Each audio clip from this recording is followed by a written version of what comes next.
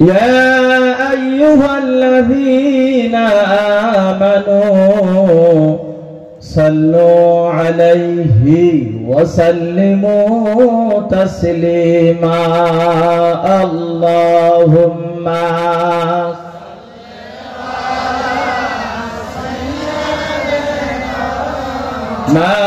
مولانا محمد وعلى آل سيدنا مولانا محمد اللهم صل على سيدنا مولانا محمد وعلى آل سيدنا مولانا محمد আলিম কাকে বলে আগে এটা চিনেন?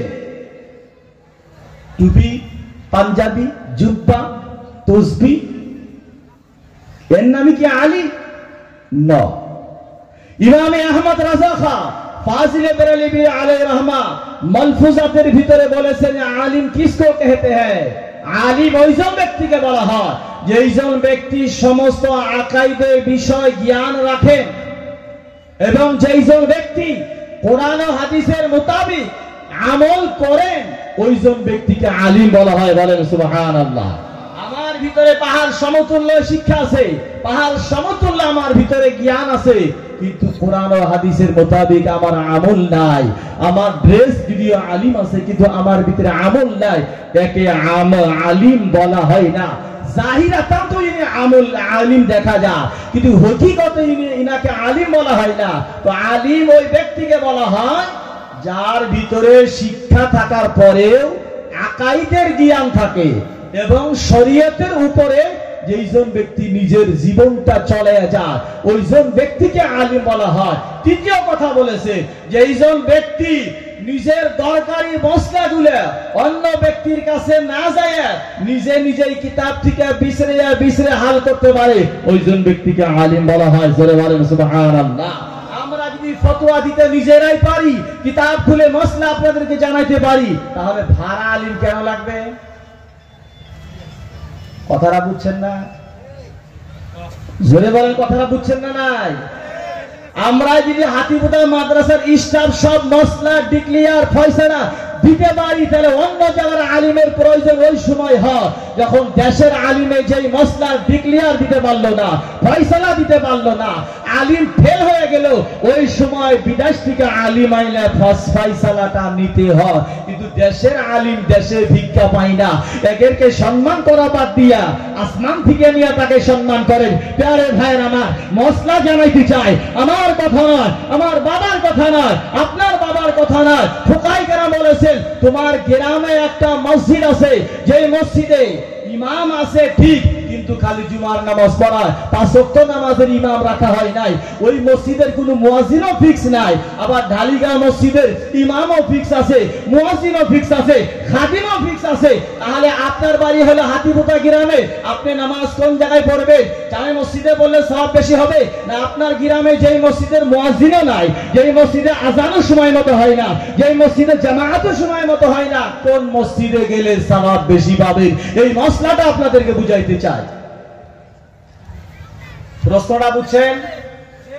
প্রশ্নটা বুঝছেন না? নাই কথা বলতে হবে। প্রশ্নটা বুঝছেন? প্রশ্ন আবার বলি, ঢালিগাঁও জামে মসজিদ ওই জায়গায় 5 ওয়াক্ত নামাজ ইমামে পড়ায়, তার দায়িত্ব আছে, মুয়াজ্জিন আযান দেয়, ফিক্স আছে।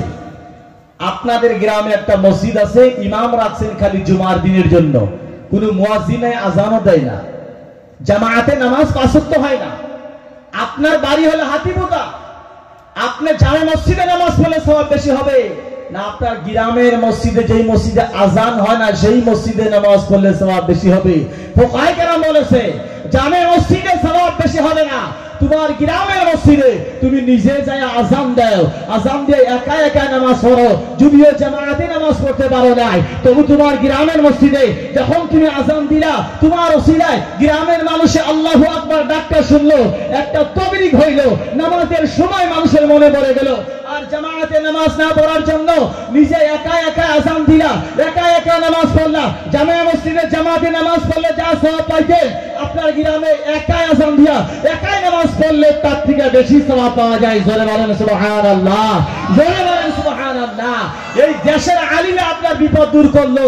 জুমার নামাজের আলিম এই গ্রামের ইমাম, এই জুমার নামাজের আলিম যদি এই গ্রামের ইমাম হয়, বা সত্য নামাজের আলিম যদি এই গ্রামের ইমাম হয়, বিবাহ পালনের আলিম যদি এই গ্রামের ইমাম হয়, ঈদগাহের আলিম যদি এই গ্রামের ইমাম হয়, তাহলে বক্তব্য করার সময় এই আলিম চান্স কেন পায় না?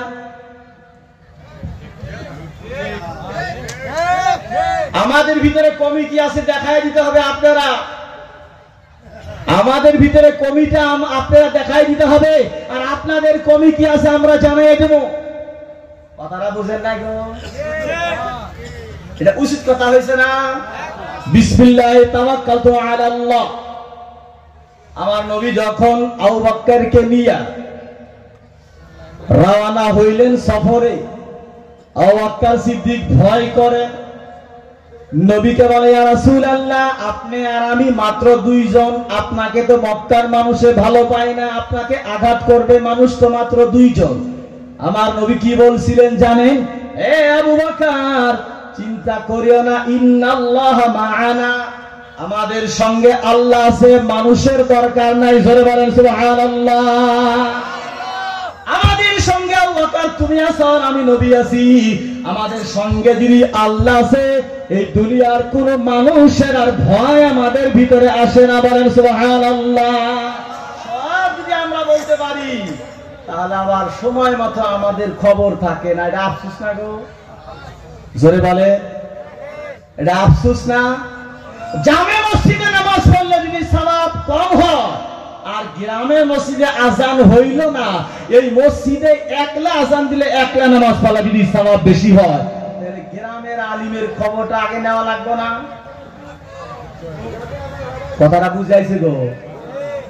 আরে ভাই, আরেকটা মশলা বলে যায়, তোমাকে আল্লাহ বানাইছে টাকাওয়ালা, তোমার বাড়ির পাশে আরেকজনকে বানাইছে গরিব, টাকা নাই। নবী কি বলছেন? তোমার পাশের বাড়ির গরিব মানুষের খবর নেওয়া তোমার জন্য ফরজ কাম। জোরে বলেন সুবহানাল্লাহ। আসামের আলিমের খবর নিতে পারো না, বিদেশের আলিমকে তুমি হেল্প করতে যাও। আসামের আলিমের হেল্প তুমি বুঝো না, আর বিদেশের আলিমে একজন আলিম নিয়ে আইসা 100 জন আলিমের হেল্প ওকে দিলা, ওই তুই একদিনই আসবার, আমরা থাকবো ডেইলি। একদিন নিয়ে গেছে 1 লাখ, আবার ডাকবা আবার 1 লাখ, আর আমাকে গাড়ি ভাড়া না দিলে ফোন করলে আমরা হাজির, আমাদের দাম নাই। কথাটা বুঝেন না? আমরা হাদিস পড়ি নাই, আমরা কি পাগলা? আমরা মানুষকে বুঝাইতে পারি না, আমরা ওয়াজ করতে পারি না? সব যদি আমরা করতে পারি, তাহলে আবার সময় মতো আমরা তিতা কিভাবে হয়ে যায়। কালকে ফতোয়া লাগে ফোন করছে, মুফতি সাহেব ফতোয়া লাগে, আমার খুব রাগ। জলসার ভিতরে মুফতি সাহেবের নাম হলে রাগ ওঠে, আবার ফতোয়ার সময় আমার কাছে ফোন করে, ওই মুফতির কাছে যাও যিনি 75,000 হয়েছে। ফতোয়া উনি দিব, উনি অ্যাডভান্স নিয়ে গেছে, আর ডাক দিলে ফিরে আহিত, সেখানে দাম না। আর যারা ডিমান্ড করা হয়, হারাম কাম করে নিয়ে যায়, সেটার মূল্য বেশি। আমি আমজাদ আলী হক কথা বললে ওয়ালা, ওয়াজ নসিহতের জন্য যদি কোনো আলিম ডিমান্ড করে আসে 1 লাখ হলে আমি যাবো, এর কম হলে আমি যাবো না। ওই ব্যক্তিকে দায়িকা আইনে ওয়াজ করানি, উনার 1 লাখ টাকা নিয়ে যাওয়া শরীয়ত মোতাবিক হারাম। সবাই ধরে বলেন নাউযুবিল্লাহ। উনি এতটুকু বলতে পারে, ভাই আমি যাবো, গাড়ি ভাড়া আমার লাগবে, তুমি ট্রেনে আসতে পারবা না, তোমার ফ্লাইটই লাগবে, তার মানে আরামের সীমা নাই। তুমি একলাই আলিম হয়েছে, আমরা আলিম হই নাই, তোমার এত আরাম লাগে, তুমি স্লিপারে আসো, স্লিপার না পারো তোমাকে এসিতে আনা হবে, তোমার ফ্লাইট ছাড়া হয় না? তার মানে তোমারে মানুষে ভালোবাসতে বাসতে জমিন থেকে আসমানে উঠে দিছে, তুমি একজন আলিম আর এই দেশে কোনো আলিম নাই, সব হলে পাগল, সব হলে শিয়াল, আর তোমাকে বানাইছে বাঘ। কথাটা খারাপ পাইছেন কি গো? আবার কোরআনকে জিজ্ঞাসা করেন ফাসআলু আহলা যিকরি ইন কুনতুম লা তা'লামুন, হে দুনিয়ার মানুষেরা, যেই বস্তু না জানো জানা ব্যক্তির কাছে তোমরা চলে যায় আর সেইটা হাসিল করো। আপনি যেই বস্তু না জানেন আমার কাছে আসতে হবে, যেহেতু আমি জানি। মুফতি সাহেব এই মসলাটা জানায় দেন। ভাই কি বলছে? জানা ব্যক্তির কাছে যাও, তাই বলছে না গো? আল্লাহ কি বলছে? জানা ব্যক্তির কাছে যাও, উনার কাছে যায় না জানা বস্তু হাসিল করো। ও বাবারা, যার কাছে যাবেন তাকে চিনতে হবে, তার চরিত্র, ব্যবহার, আখলাক সব জানতে হবে, তারপরে তার কাছে মসলা জানতে হবে। ও ভাই, আমার কথা যদি দুইটা হয়, আমি ওয়াজ করি ঠিক, কিন্তু আমল আমার ঠনঠনা। ওইজন বক্তার আলিমে ওই বক্তার ওয়াজের দ্বারা মানুষের কোনো লাভ হবে না। আল্লাহ বলছে ওয়ায়াকুলুনা মা লা তাফআলুন, হে বান্দাগণেরা, তুমি যে ওয়াজটা করতেছো আগে ওই ওয়াজটা তুমি নিজে আমল করো। তুমি নিজে কোরআন হাদিসের উপরে আমল করা হয়ে যাও। নিজে যখন আমলদার হয়ে যাবা, তারপরে যখন এই কথাগুলো মানুষকে জানাইবা, নিশ্চয় তোমার চরিত্রকে মানুষ অ্যাকসেপ্ট করবে, তোমার ব্যবহারকে মানুষ অ্যাকসেপ্ট করবে, তোমার নরমিতে মানুষ অ্যাকসেপ্ট করবে। আগে নিজে আমলদার হয়ে যাও, তারপরে মানুষকে আমলদার বানানোর জন্য চেষ্টা করো। আমি আল্লাহ রাব্বুল আলামিন তোমার আমল দেখে, তোমার শিক্ষা দেখে যারা তোমার ওয়াজ ও নসিহত শুনবে, তাদের অন্তরে তোমার ওয়াজের তাসির পয়দা করে দিব, এবং তোমার ওয়াজের দ্বারা মানুষ হেদায়েত যাবে। আমি আল্লাহ সেই জন বান্দার উপরে হেদায়েতের ফয়সালা করে দেব। বলেন সুবহানাল্লাহ, সবাই জোরে বলেন সুবহানাল্লাহ।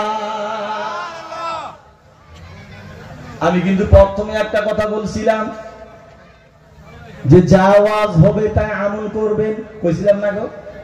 নিয়ত ঠিক আছে না? আমার হাত তুলেন আমার দেখি। আজকে তো আমার এমন খারাপ পাবে, 10 বছরে আর দাওয়াত দিবে না মানুষে। ও ভাই, আরেকটা কথা বলে যাই, যেহেতু হাতিবুদা মাদ্রাসায় প্রোগ্রামে আসছো, কি নিয়ে যারা একটা সবক আমি জানিয়ে দেই। আমার আল্লাহ কোরআন কারীমের ভিতরে বলছে আহাল্লাল্লাহুল বাইআ ওয়া হারামার রিবা। আরেকটা কথা মনে পড়ে গেল, আমার নবী 1400 বছর আগে একটা কথা বলেছিলেন, এমন একটা জামানা আসবে মুসলমান হালাল হারামটা বাছনি করবে না।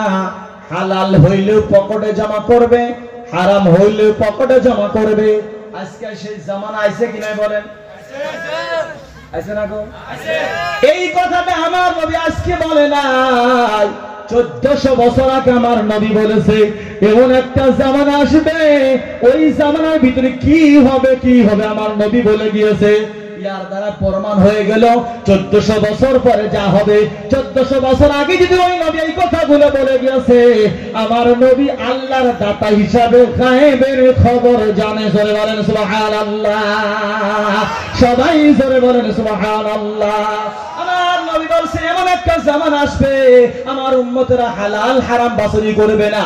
হালাল যদি হয় ওই পকেটে রাখবে, হারাম যদি হয় ওই পকেটে রাখবে। ভাইয়ের আমার, ওই জামানায় এখন দেখা যায় কি দেখা যায় ভাইয়ের আমার, জামানা এই জন্য বললাম কেননা আজকালকার জামানায় আমরা হয়েছি মুসলমান, আমাদের কর্ম হওয়া লাগবে হালাল, আমাদের খানা হওয়া লাগবে হালাল, আমাদের ভালোবাসা হওয়া লাগবে হালাল, আমাদের কদম যে আমরা তুলবো হালাল রাস্তায় কদম রাখতে হবে।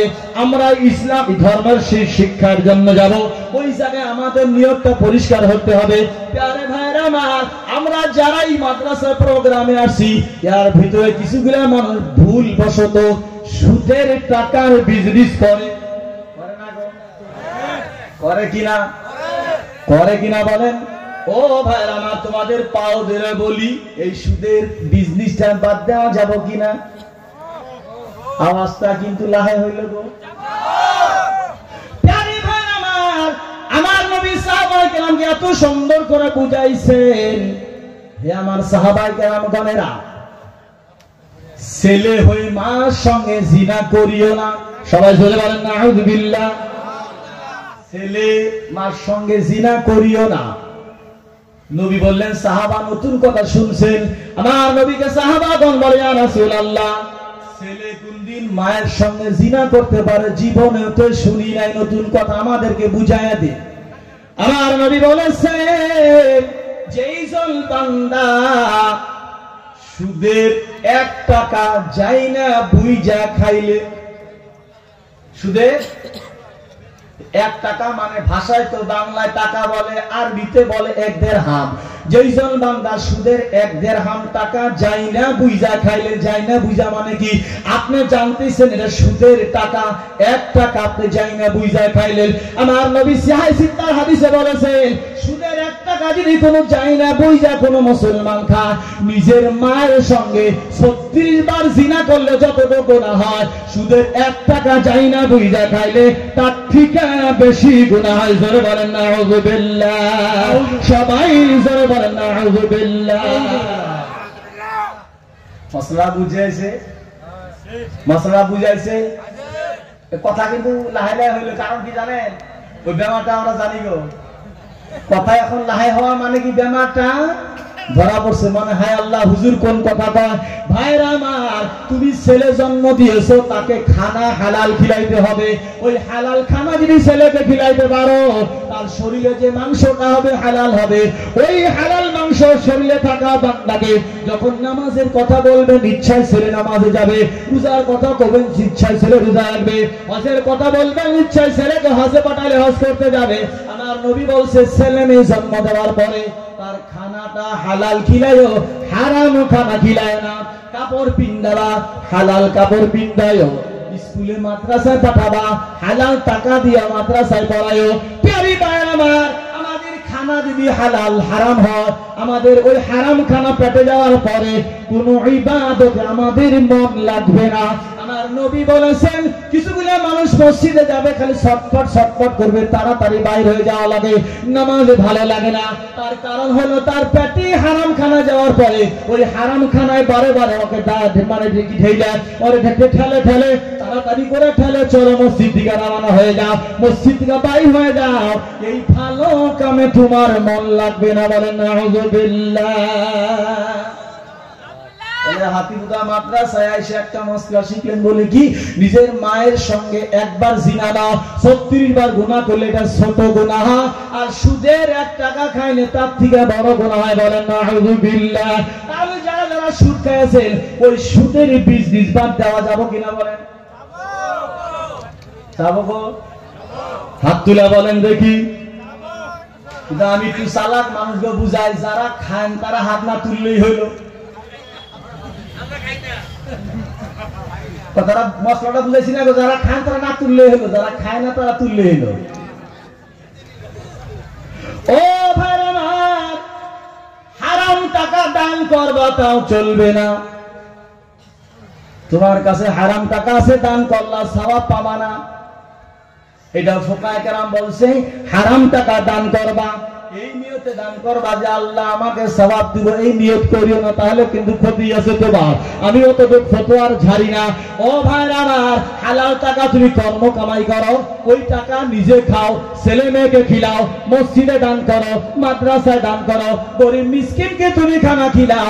ওই হালাল টাকা যদি 1 টাকা হয়, ওই 1 টাকার বিনিময়ে আল্লাহ রাব্বুল আলামিন তোমাকে 100টা নেকি দান করবে। জোরে বলেন সুবহানাল্লাহ। আর হারাম টাকা লক্ষ লক্ষ যদি তুমি দান করো, লক্ষ লক্ষ হারাম টাকার বিনিময়ে আমার আল্লাহ একটা সওয়াব দিব না, বরঞ্চ আপনার আমল নামা গুনাহ লেখা হবে। বলেন নাউযুবিল্লাহ। এটা তো আমাকে দোষ, আমরা সুদ খাই, তাই না গো? আমাকে দোষ না এটা? তাহলে সুদ খাওয়াটা কি আরো যাবো না বাদ দেন রাখবো? ভাই বিজনেস করো, বিজনেসটা জায়েজ আছে। আহাল্লাল্লাহুল বাইআ, আমার আল্লাহ বলেছে বিজনেসটা হালাল, বিজনেস করো। ও হারামা রিবা, সুদটা হারাম, এই হারামটা বাদ দাও।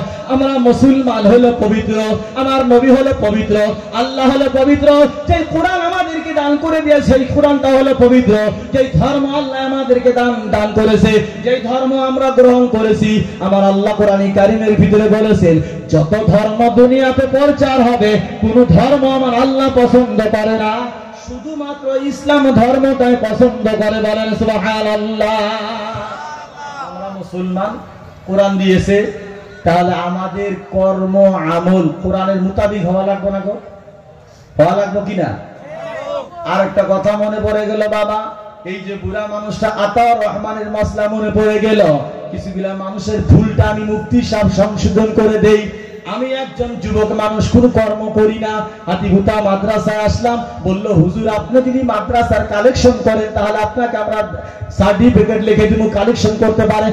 ও বাবা, যারা এই জায়গায় বসছো তোমাদেরকে যদি বলে যায় হাতিভুতা মাদ্রাসার জন্য 1 সপ্তাহ ফ্রিতে কালেকশন করা লাগবে, আমার মনে হয় 100-র ভিতরে 5 জনও রাজি হবে না। কেউ বলবো আমার বেমার আছে, কেউ বলবো আমার পরিবারে কেউ নাই, কেউ বলবো আমার দোকান আছে, কেউ বলবো আমার খেত করা লাগে, কেউ বলবো আমার বিটি বেটি বাল বাচ্চা দেখার কোনো মানুষ নাই, আমি তো মাদ্রাসার লাইগা থাকতে পারবো না, আমার কর্ম বহুত আছে। সবাই যদি এইভাবে চলে যায় ইসলামের অনুষ্ঠানকে চালাবে। সেই জন্য আমার নবীর জামানা থেকে নতুন না, আমার নবী যখন দুনিয়ার জমিনে বা হায়া ছিলেন, বা হায়াত জাহিরি সুরতে ছিলেন, আমার নবী তখন বলছিল আবু বকর সিদ্দিক গ্রামে গ্রামে চলে যাও আর সবাইকে বলে দাও যাকাতের পয়সা যাতে তোমার কাছে জমা দেয়। জোরে বলেন সুবহানাল্লাহ। কির পয়সা? যাকাতের পয়সা।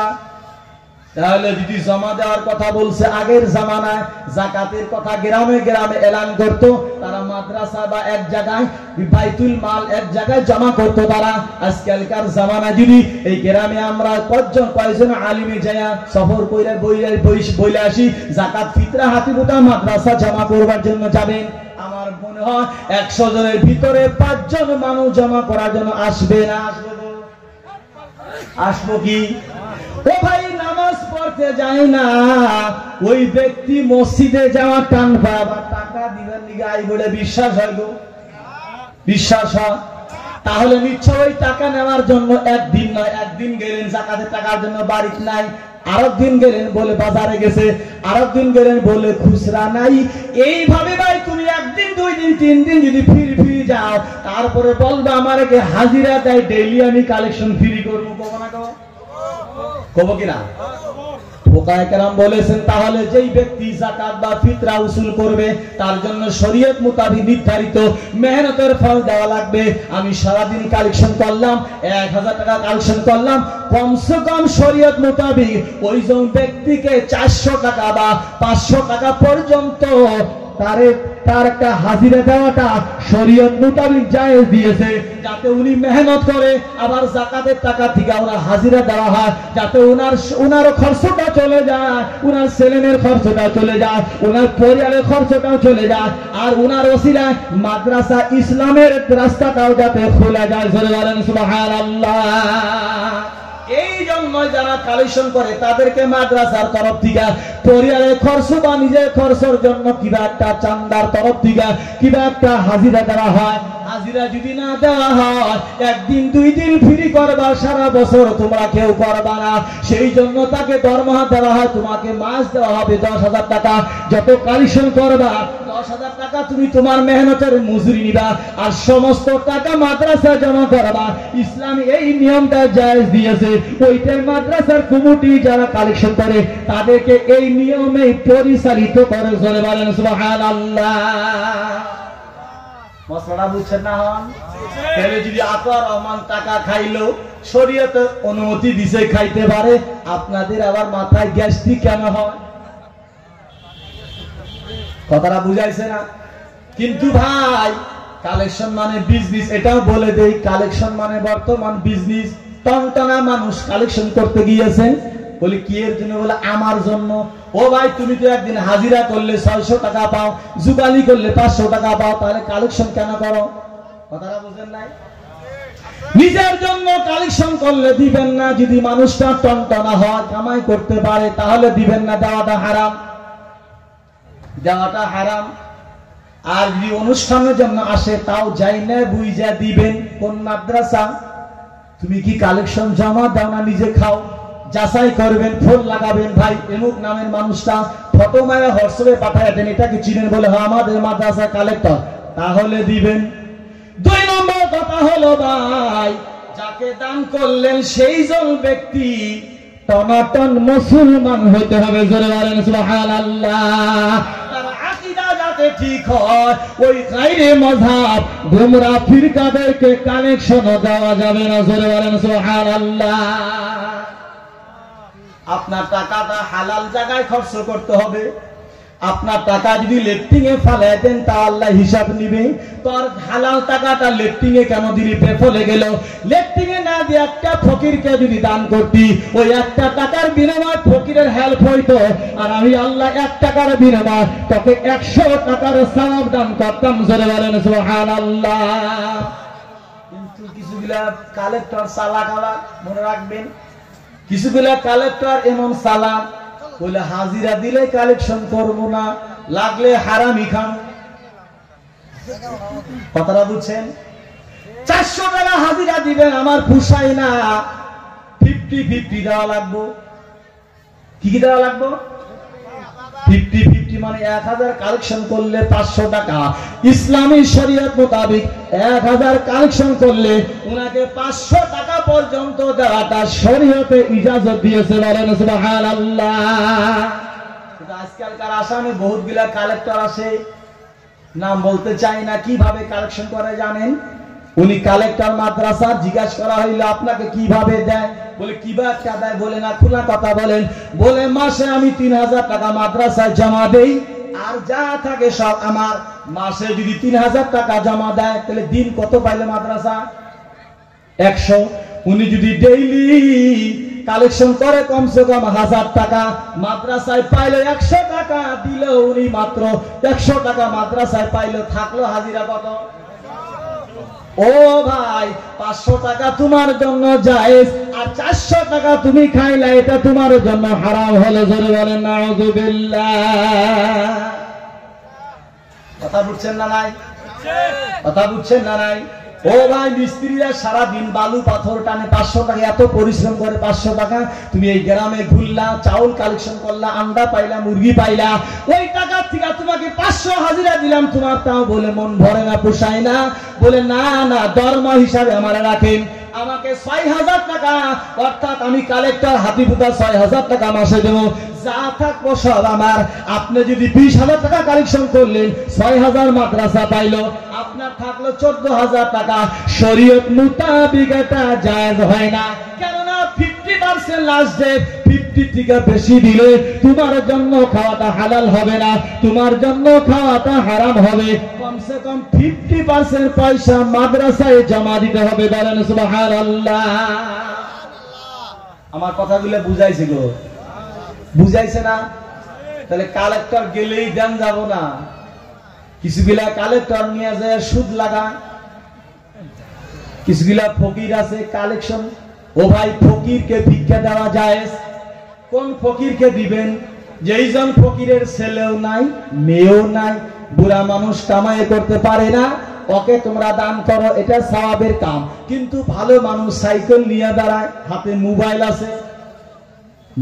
আছে, সাইকেল নিয়ে দাঁড়ায়, ওনাকে কাক ডেইলি আমরা চাউল দিলাম, টাকা দিলাম, পয়সা দিলাম, ওই ফকির হিসাবে টাকা নিয়ে কি করে, চাউল নিয়ে কি করে, খবর পায় দেখা গেল এই ফকিরের টাকাগুলা জমা করে করে সুদে লাগায়। ও ভাই, এইরকম তথ্য যদি পাওয়া যায়, একবার দিয়া ভুল করছেন, নেক্সট টাইমে ওইজন ব্যক্তিকে আর দান করা যাবে না।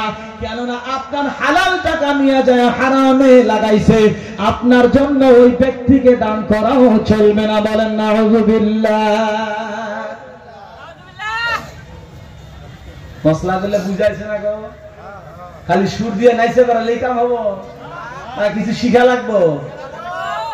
তাহলে বিজনেস করা হালাল, আর সুদ খাওয়াটা কি? জোরে বলেন। আরে ভাই, কমসে কম তো আমি এটা কইতে পারবো মরার পরে। আল্লাহ হাতিবুদা যারা আইছিল তারা একবার হলো স্বীকার করছে সুদ খাওয়াটা হারাম। কথা বুঝলেন? কারণ এই জায়গায় কঠোর ফতোয়া, লাস্ট ফতোয়া আমার। আমি 100 টাকা আপনি গরিব মানুষের কাছে সুদে লাগাইছি, আপনি বলেন মুফতি সাহেব আমার স্ত্রীর বেমার, টাকা নাই, 500 টাকা আমার দিন। আমি কইলাম 500 টাকা তো দিলেন, 1 মাস পরে দেওয়া লাগবে 550 টাকা। 500 টাকা আমার আসল, 50 টাকা হলো লাভ, তাহলে 50 টাকা সুদ হলো না? বাস, আমি যখন দিলাম টাকাটা 500 টাকা, আপনি যখন নিয়ে গেলেন, আপনি ভাবতেছেন কি যে আমার জন্য সুদ খাওয়াটা, সুদ দেওয়াটা চলে। আমি যে 500 টাকা লাগাইলাম, আমি লাভটা যখন খামু বা যখন টাকাটা আপনাকে দিলাম, আমি ভাবতেছি কি জানেন, সুদটা আমার জন্য চলে, সুদটা আমার জন্য চলে। কোরআনে বলে হারাম, আর তুমি নিয়ত করো চলে। যদি কোন মুসলমান সুদের টাকাটা হালাল ভাইবা খায়, ওইজন ব্যক্তি ইসলামের থেকে খারিজ হয়ে হিন্দু হয়ে যায়। বলেন নাউযুবিল্লাহ, জোরে বলেন নাউযুবিল্লাহ। 2 নম্বর, সুদকে হালাল ভাইবা যারা খাবেন, এই সুদের টাকা খাওয়ার লগে লগে ওনার স্ত্রী বিবাহ থেকে অটোমেটিক শরীয়ত মোতাবেক তালাক হয়ে যাবে। বলেন নাউযুবিল্লাহ।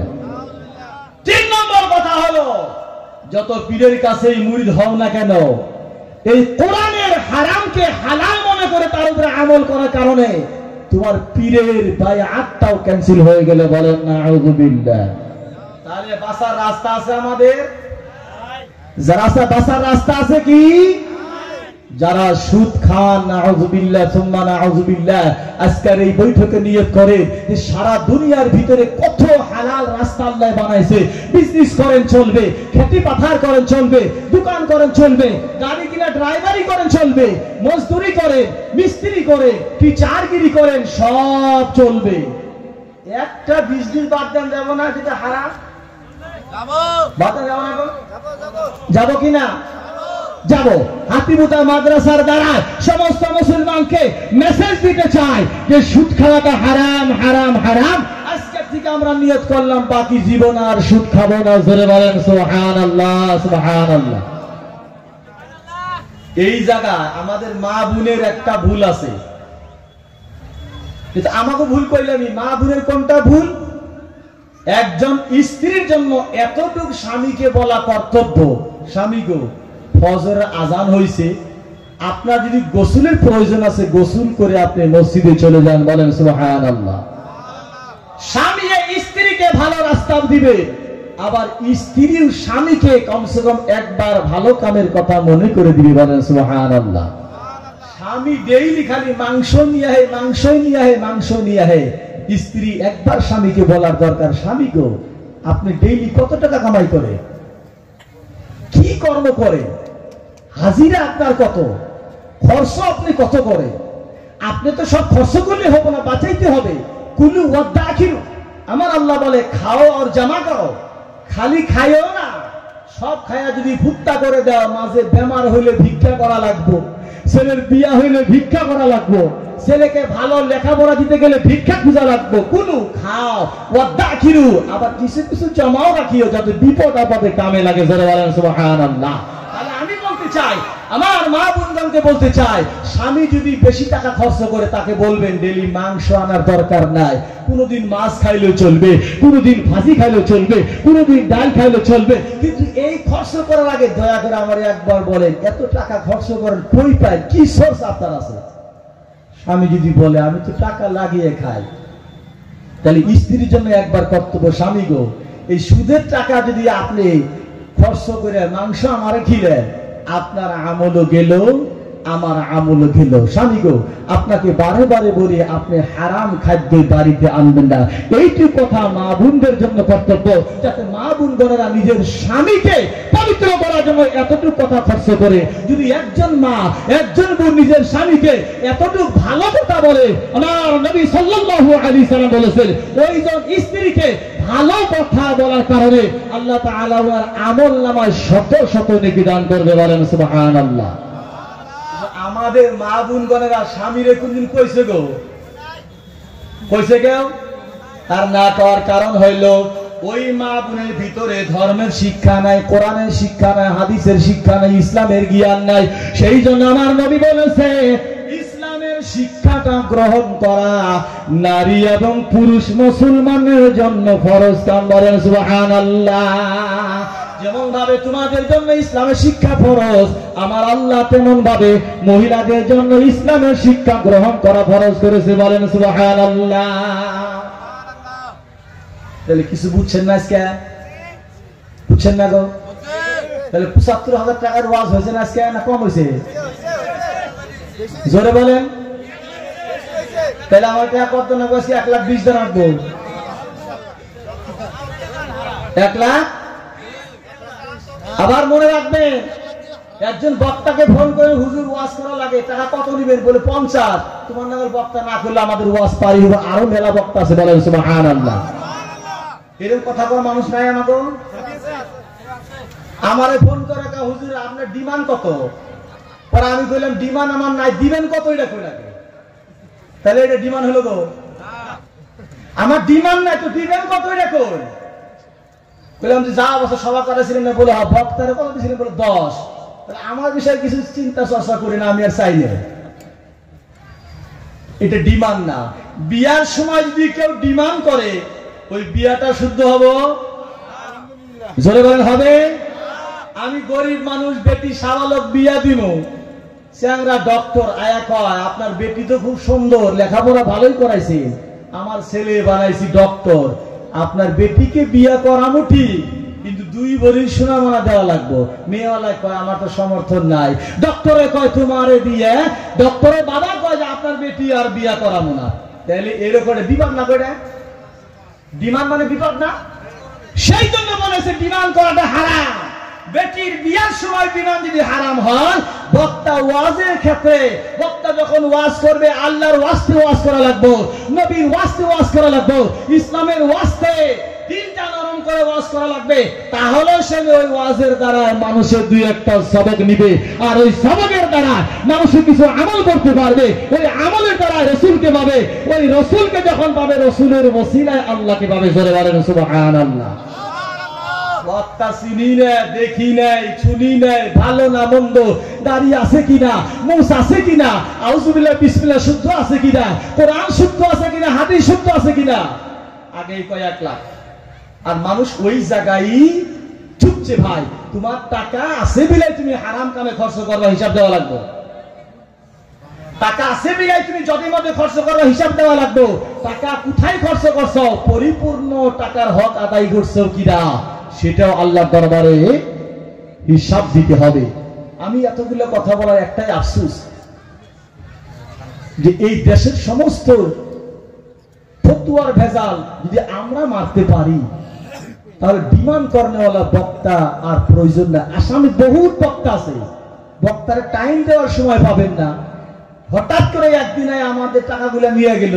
গ্রামের মানুষ থাকলো গরিব, বিদেশি মানুষকে ধরি মানে আমাদের কোনো লাভ নাই। ভাইয়ের আমার, গ্রামের ব্যক্তিকে যদি আপনি একদিন ১০০ টাকা দিয়ে সহায় করেন, বিপদে পড়লে উনি আপনাকে ২০০ টাকা দিয়ে সহায় করে। বলেন সুবহানাল্লাহ। আল্লাহ তাআলার দরবারে দোয়া, যাতে আল্লাহ রাব্বুল আলামিন আমাদের সবাইকে বলার থেকে শোনার থেকে বেশি বেশি আমল করার তৌফিক দান করে। বলেন আমিন। আসসালামু আলাইকুম ওয়া রাহমাতুল্লাহি ওয়া বারাকাতুহু।